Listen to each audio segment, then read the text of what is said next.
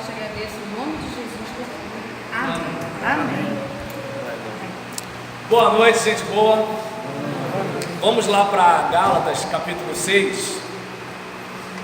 Gálatas, capítulo 6. Quer tentar encaixar ali? Eu acho que dá para segurar até o final.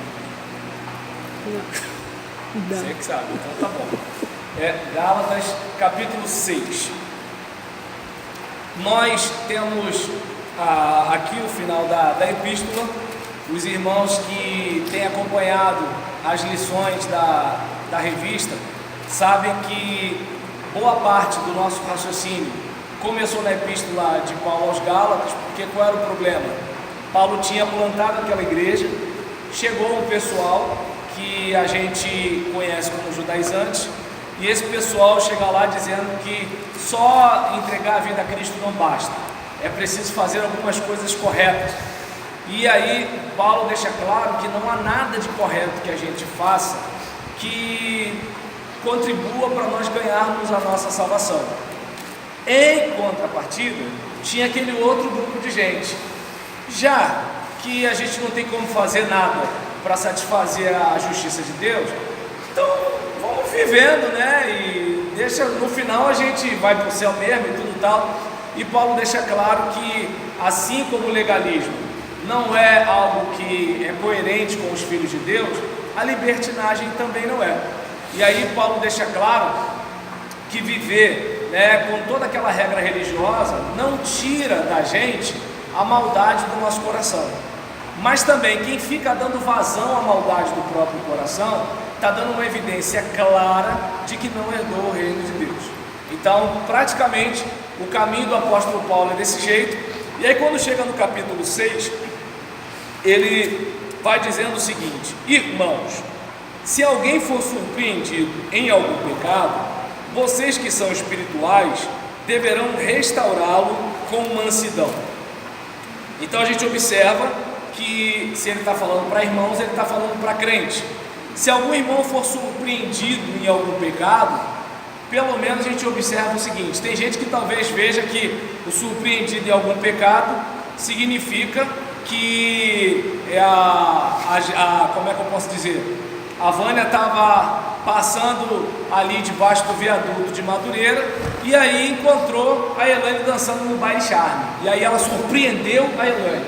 Mas o outro raciocínio pode ser o seguinte: de que de repente eu tenho uma vida até consagrada, eu tenho uma vida dedicada, eu incorro na ilusão de achar que eu sou melhor do que alguns irmãos, e aí acontece de eu ser surpreendido no pecado. Ou seja, eu fui dando ocasião, fui abrindo uma concessão, porque eu achava que eu não ia cair, entendeu? E aí quando foi ver, já era. Aí eu olhei para mim e pensei: mas meu Deus, logo eu sempre fui contra isso, eu sempre critiquei isso.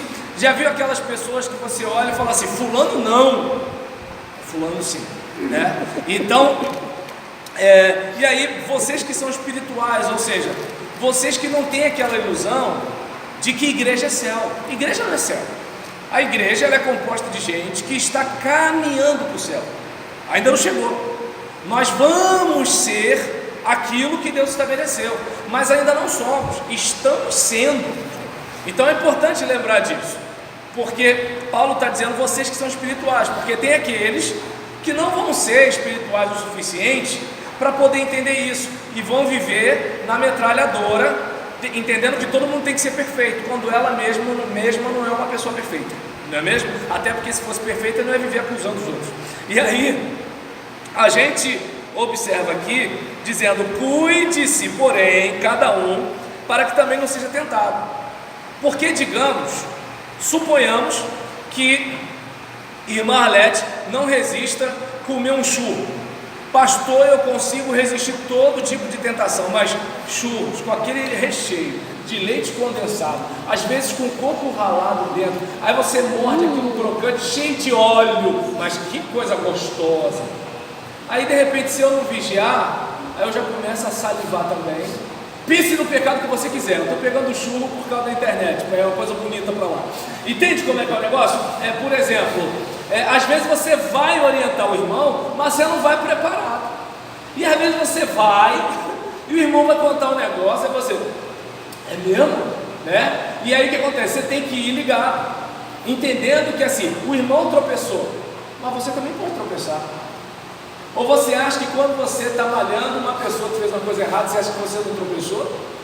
Ou você acha que quando você fica, não é que você conte isso, mas quando você sente um pouquinho de gosto, vendo que, né, a filha da irmã ou o filho do irmão, né, pisou na bola, né, e aí você, quando foi meu filho, fizeram isso e isso, está vendo? Deus é justo. Você acha que você não caiu quando você fez isso? Então é importante a gente ficar atento, porque todo cuidado é pouco. Eu não estou dizendo que a gente vai ficar naquela neurose, né, de tudo cair, Satanás, cadê o diabo, né? Tem gente que fica numa preocupação. De vez em quando eu escuto o pessoal na hora de conduzir o louvor, não é aqui na igreja não, tá, gente? Não é igreja por aí, né? Irmão, vamos gritar bem alto para o diabo ouvir. Aí eu, como assim? Né? Mas tudo bem, quem quer gritar para o diabo ouvir, que grite.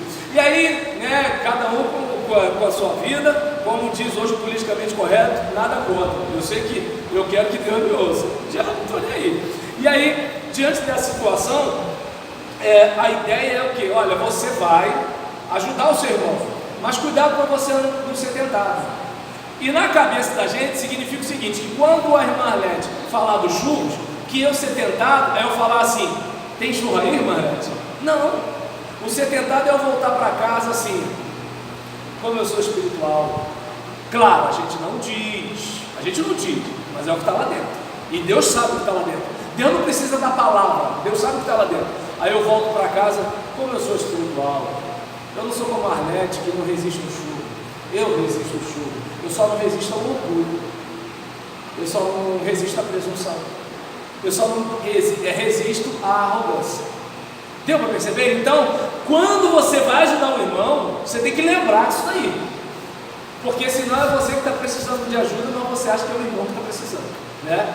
Entende como é que é importante a gente sempre desconfiar da nossa carne? Tem gente que às vezes acha estranho quando eu falo isso. Irmãos, eu não confio em ninguém, nem em mim. Por que eu coloco a minha esposa, né, no meu Facebook? Por que o meu Facebook é acessado através do dela? Porque isso me pressiona a andar direito. Quando aparece, né, de vez em quando aparece uma loura russa com nome estrangeiro, né, hello. Primeiro que eu sei que ali tem um crioulo. Eu não acredito nesse negócio, né? Porque, não sei se vocês percebem que a pornografia e o filme é gratuito, algumas coisas que aparentemente são vantagem, pode ser um vírus para o cara entrar no seu computador. Ou você acha que todo mundo quer oferecer coisa grátis para você? Aí tá lá a dona lá, hello, aí eu, deve ser o crioulo que está aí. E aí, geralmente eu mando a paz do Senhor, né, Deus te abençoe, os negócios mais ou menos assim. Agora, será que se eu não tivesse a minha esposa acessando no celular dela, o que eu acesso onde eu estiver, será que eu me vigiaria tanto? Mas como eu sei que ela tem acesso, eu sei que eu preciso ser um pouco mais cuidadoso. Deu para entender? Aí eu não boto senha no meu celular. Por quê?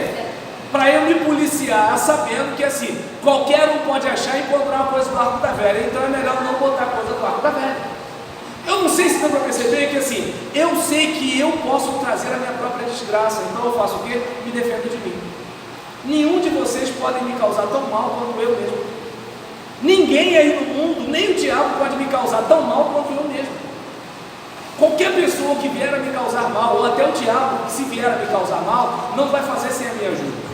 Por isso, vocês que são espirituais, quando forem ao irmão, cuidado, para que vocês também não tropecem. E aí, começou. E diante desse texto, Paulo continua: levem os fardos pesados uns dos outros, e assim cumpram a lei de Cristo. Isto é, teu irmão falhou, calça o sapato do cara. Ou você nunca falhou? Eu desconfio que você falhou, você só não foi pego. Eu desconfio que você falhou, você só não percebeu que aquilo era falha. Então, na hora de lidar com o seu irmão, lembre-se o seguinte: hoje é ele, amanhã é você. Eu estava numa reunião em que uma pessoa tinha acusado um determinado pastor porque o filho dele era um presidiário. Aí o pastor chorou, obviamente, se sentiu derrubado com aquela situação, e ele falou: irmãos, é importante os irmãos lembrarem que nenhuma família é um projeto acabado. E eu guardei aquilo. Guardei aquilo por quê? Porque eu corro o risco de olhar para a sua família e ficar orgulhoso da minha. Só que, eu ainda não morri, Gisele ainda não morreu, meu filho ainda não morreu. Então qualquer coisa pode acontecer na minha família. Eu posso vir a fazer qualquer coisa, minha esposa pode vir a fazer qualquer coisa, e meu filho pode vir a fazer qualquer coisa. E o que eu preciso fazer? Tomar conta da minha vida. Se a gente tomar conta da nossa vida, irmãos, olha, a gente já está ajudando demais a nossa igreja. O problema é que é tão gostoso tomar conta da vida dos outros, né, gente? Mas é um negócio maneiro, né? Tem essa blusa? Eu quero achar essa blusa também. Me diz onde vende. É mesmo? Eu quero saber. Eu quero andar com uma blusa dessa. Para quando alguém estiver me regulando, vai encontrar assim, toma conta da sua vida. E aí, o texto fala pra gente, olha, que você possa levar o fardo do seu irmão. Se cada irmão cuidar de um irmão, não tem igreja que naufrague. Não tem, gente. Não tem. O problema é que a gente tem irmão para tomar conta da vida da gente, para acusar a gente. O problema é a gente ter irmão para tomar conta da vida da gente, para falar assim: vem cá, cara, vamos trocar uma ideia? Aparece lá em casa para a gente tomar um café. Entende? Ô irmãzinha, você não acha que você exagerou não com essa postagem que você fez? Entende? Então a gente pode fazer alguma coisa. A gente pode, né? E aí, o texto fala que se a gente levar o fardo um do outro, a gente vai cumprir a lei de Cristo. E a lei de Cristo é o quê? É amor. E o amor da Bíblia não é amor de eu gosto de você. O amor da Bíblia é amor prático, é fazer o bem para o outro. O problema é que a gente confunde a ideia de amor na igreja. A gente acha que amor é o seguinte: o pastor tem que me conquistar para eu gostar dele, o irmão tem que me conquistar para eu gostar dele, a irmã tem que me conquistar para eu gostar dela. Não, se fosse assim não era para a gente amar o inimigo. Quando a Bíblia fala para a gente amar o próximo, significa que a gente tem que fazer o bem ao próximo, seja com palavras, seja com pensamentos, seja com obras. E se o próximo é gente ruim? Eu sei que o certo é ruim, mas falar ruim parece que é mais gostoso. Então, se o cara é gente ruim, não interessa. Se ele fura o meu olho, não interessa. Se ele fala mal de mim, não interessa. Sabe por quê? Você não vai morder o cachorro porque o cachorro te morde. Não estou dizendo que gente que te persegue é cachorro, não, entendeu? Até porque o cachorro, pelo menos, é irracional e não faz nada deliberadamente. Agora, a gente que fica querendo furar o olho da gente, essa gente faz desse tipo. Elas sabem que estão fazendo mal. E aí, diz o texto, né? Se alguém se considera alguma coisa não sendo nada, engana-se a si mesmo. Esse é o problema, a presunção. Tem gente que se acha. Eu costumo dizer que quem se acha se perde. Por quê? Porque hoje eu me dei bem. Ontem eu me dei bem. Mas chega uma hora, vamos pegar o nosso cenário político. A regra do jogo mudou no meio do jogo. Se eles tivessem sido avisados, olha, Sabiá vai mudar de cantiga, eles teriam mudado. Mas eles não foram avisados. Então eles continuaram como se nada tivesse acontecido. O que aconteceu? Sabiá mudou de cantiga, deu ruim. Quem são as pessoas que estão entrando? Pessoas que já estão entrando com a regra nova do jogo. Então possivelmente esse pessoal já vai ficar com boi na sombra. E quem não foi pego, de repente até fez besteira, mas não foi pego, opa, deixa eu ficar, né? Deixa eu ficar na minha, botar minha barba de molho, né? Porque Zé Maria está passando. E aí nessa situação, observa bem, quem acha que é alguma coisa não sendo nada, engana-se a si mesmo.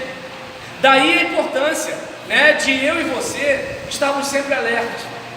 Quando vem alguém e fala assim, soube que pastor fulano caiu, a maioria das pessoas fala assim, caiu, né, com quem? Né? Porque na cabeça da pessoa, pastor cair é ele arrumar um caso com a irmã de oração, né?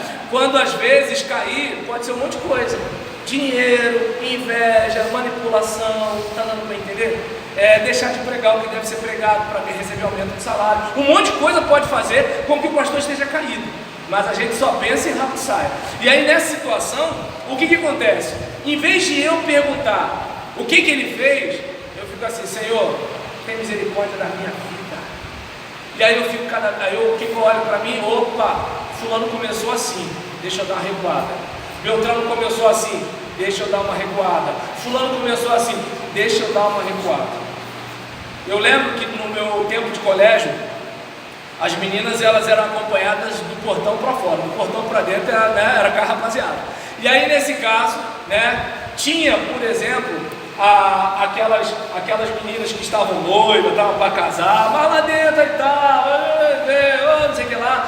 Aí era de noite, a inspetora ia só na ideia, não dava para dar muita bronca. Aí tinha aquele negócio.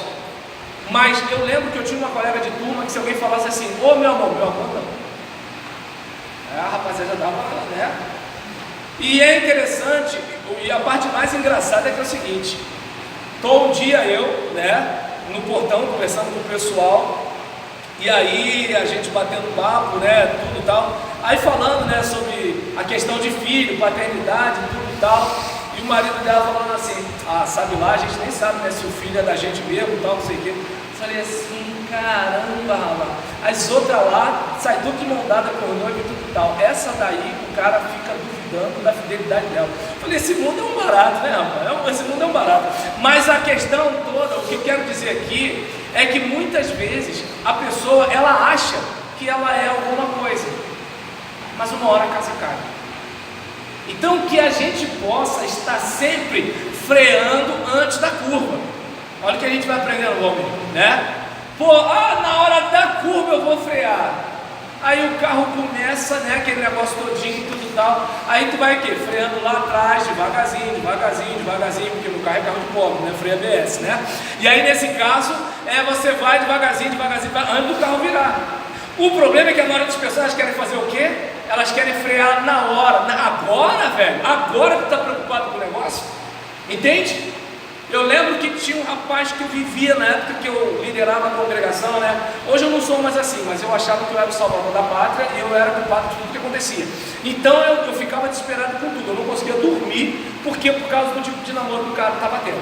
E aí eu olhava, tal, não sei o que, e aí ficava, aquela coisa toda, até que um dia ele chegou para mim e veio com o exame mostrando positivo. Eu falei, cara, você é maluco, por que você deixou chegar a esse ponto? Ele, não deu para me controlar. Eu falei, como é que não deu para se controlar? O não deu para se controlar é naquela hora lá, que o capeta fala assim, perdeu o playboy. Naquela hora não tem como mesmo. Mas agora, antes daquela hora, tem um monte de coisa que dá para se fazer. Mas um monte de coisa mesmo que dá para se fazer. E aí, qual é o problema da gente? A gente está igual o Sansão. Sansão, onde está a sua força? É só fazer isso.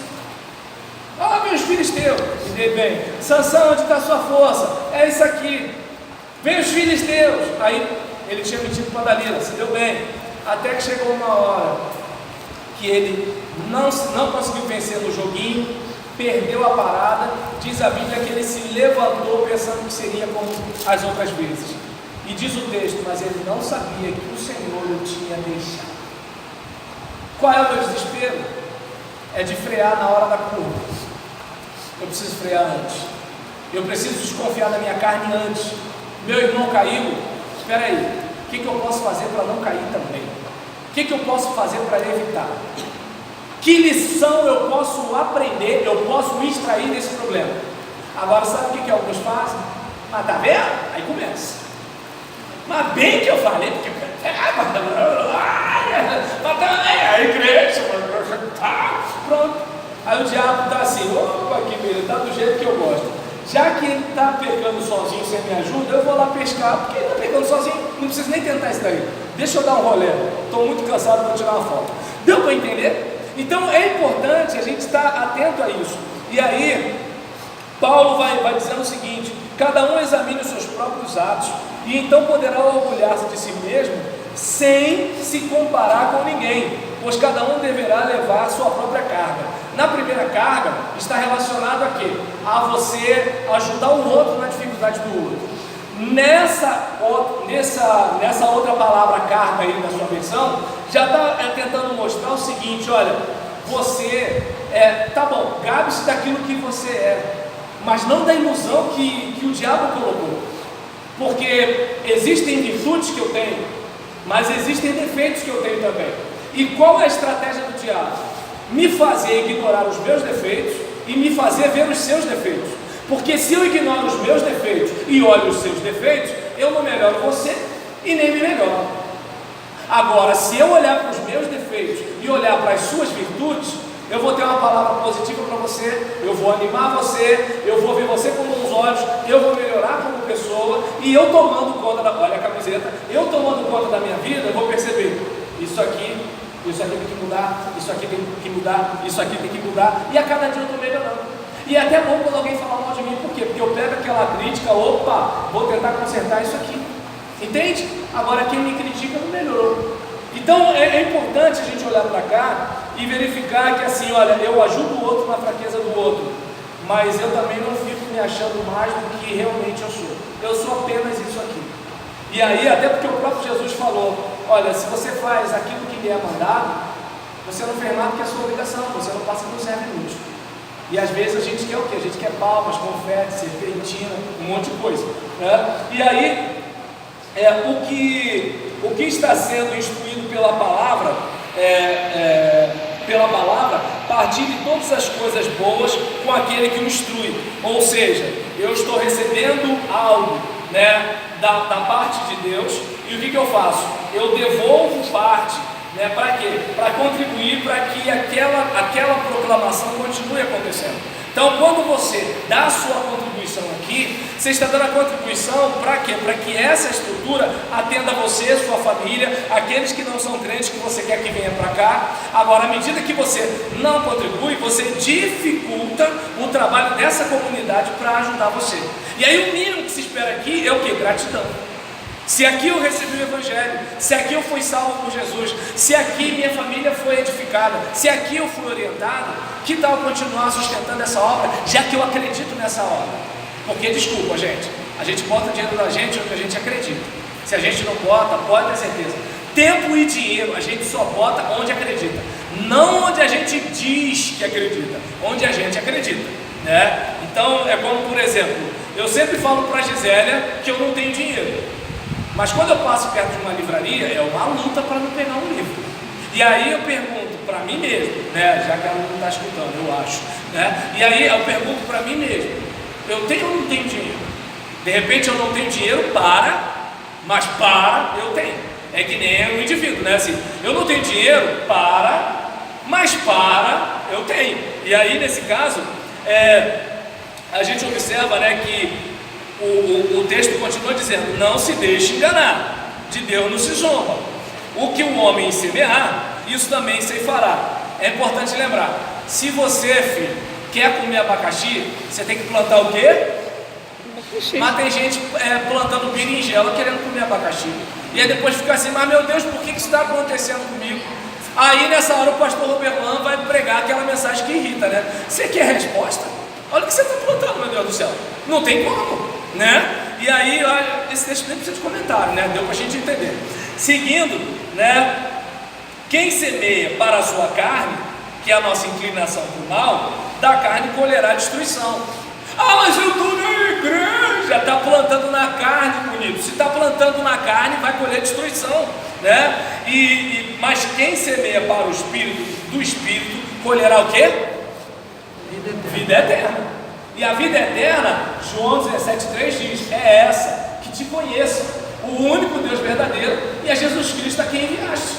Então, se eu planto na vida eterna, eu colho na vida eterna. Agora, se eu planto na carne, vou colher destruição. Estou dentro da igreja, mas estou destruindo minha saúde física. Estou dentro da igreja, mas estou destruindo minha saúde emocional. Estou dentro da igreja, mas estou destruindo a minha saúde espiritual. Estou dentro da igreja, mas estou destruindo a minha saúde relacional. Ou seja, eu prejudico a minha vida, a sua vida, a minha saúde, a sua saúde, a minha mente, a sua mente, a minha espiritualidade, a sua espiritualidade. E o único que ganha nessa palhaçada aqui é o diabo.